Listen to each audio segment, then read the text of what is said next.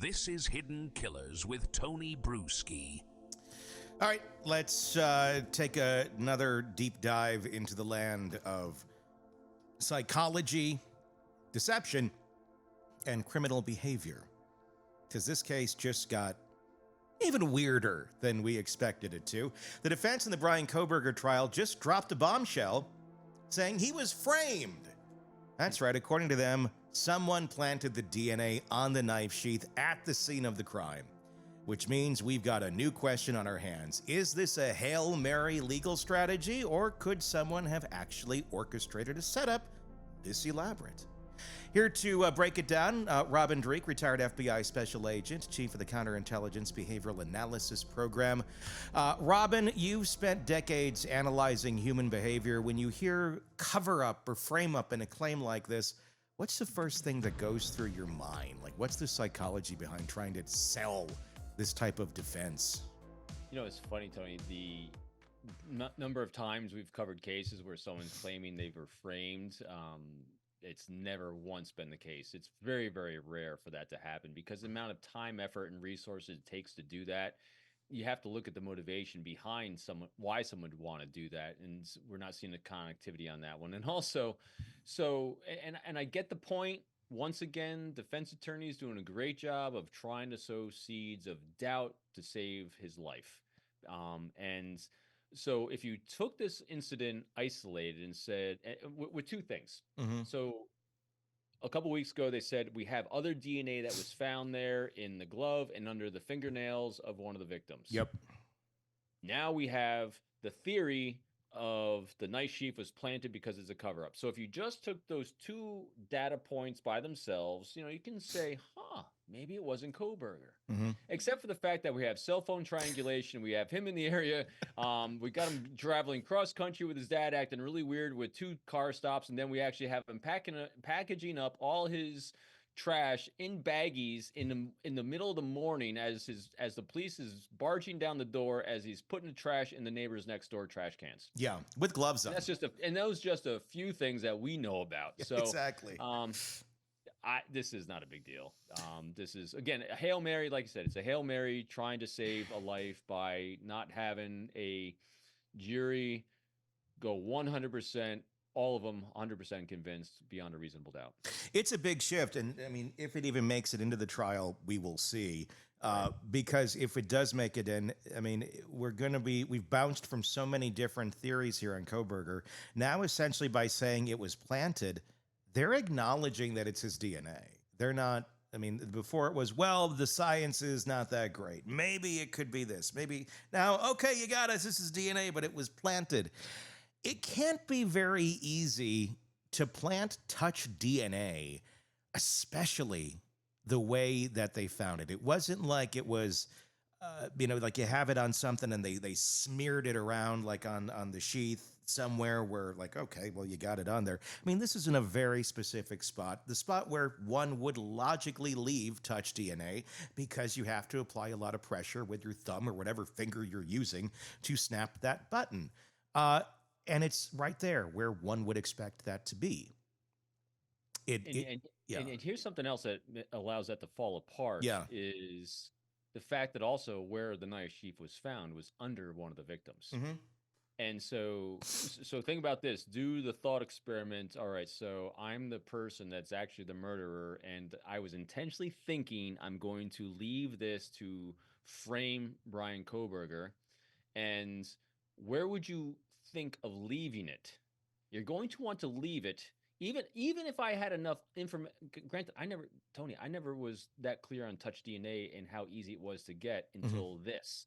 So if you're actually going to plant evidence, you wouldn't be planting one cell of touch DNA on a knife sheath. You'd be going for something much bigger, like blood in a glove, like something a little bit more obvious, because you want it to be so plainly obvious that's Kohberger that you wouldn't leave a touch DNA molecule on a thumbprint, on a knife sheath snap underneath the body that you've killed that's covered in blood. It seems like quite a stretch to do that. And yeah, I would think you would have Number one, how would you collect it? And then how would you even be sure that it's there? Because it's touch DNA. It's not like it's not like blood where you can see it and go, okay, this is here. We've spread this around the crime scene. And you'd think you'd put it in more than one place if you're planting it to really make sure that you framed Bryan Kohberger for this quadruple homicide. But that's not really what happened. I ran through my mind. If he really wanted to get off on this, he should have cut one of his fingers off. Like, oh shit, I left the sheath. Let's chop a finger off, throw it away, get rid of it, and then claim somebody broke into my house and cut my finger off. So, and then just think about this too. Oh, if you really wanted to frame him, why wouldn't you leave the knife? Yes. There's so many other ways. Yeah. And why would you frame him? Why would anyone go to this length to frame Bryan Kohberger of all people? And it wasn't like this is like a 5-year cold case and suddenly, oh, this new evidence is right here that we didn't ever realize was there before. No, this happened all pretty quickly. So they'd have to be like right away, right off the bat going, okay, these 4 college kids, we're going to kill them and we're going to frame this other guy in the town next door for it. There's no motive here. There's no reason why this would even take place. And if you're going to kill those kids, I don't think you're thinking far enough ahead or really have the means again to frame anyone in this, especially Bryan Kohberger of all people. So it brings us to our next thought experiment with this one is like you're saying, so in order to say he was framed, well, then we have to have a plausible individual. Just even a biography or a profile of someone that would do that. And a profile of someone would do this would be someone who is so vengeful against Kohberger that they'd want to frame him. And then also someone that actually would, there'd have to be connectivity between the girls, or at least one of them, and the actual perpetrator, since there wasn't a connection between Kohberger and the girls that we know of yet. And so since it'd be a stretch, the murder would actually have to be connected to girls in some way, which they've explored all of that already and couldn't come up with anyone. And then not just there'd have to be a connection, you'd actually have to show a behavior arc of this individual that they're actually escalating from 0, 1 mile an hour at a time, all the way up to eventual violence and then killing, and then also show the propensity for framing. In other words, there'd be someone with a lot of potentially illegal activity that they've already done in their life, violence in their lives, that would be arcing up to doing this behavior that's already connected to the girls. Yeah. Again, none of it makes any sense of why. It's a lot of it. People don't do that because that's a lot of bandwidth, a lot of effort, and all that falls apart.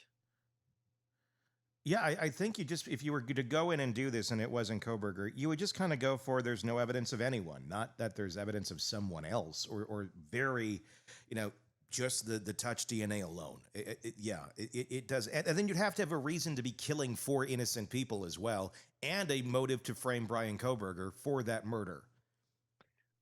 I really think she's just going for the life save of to as she's been doing with the autism attempt, as she's been doing with everything, is to try to pull on heartstrings of at least one juror that's going to have doubt, or if not doubt, at least a heart-wrenching pull. That's of, I don't want to take this life. Not the whole idea of just because these lives are gone doesn't mean we should take another one. I literally think that's what her motive is.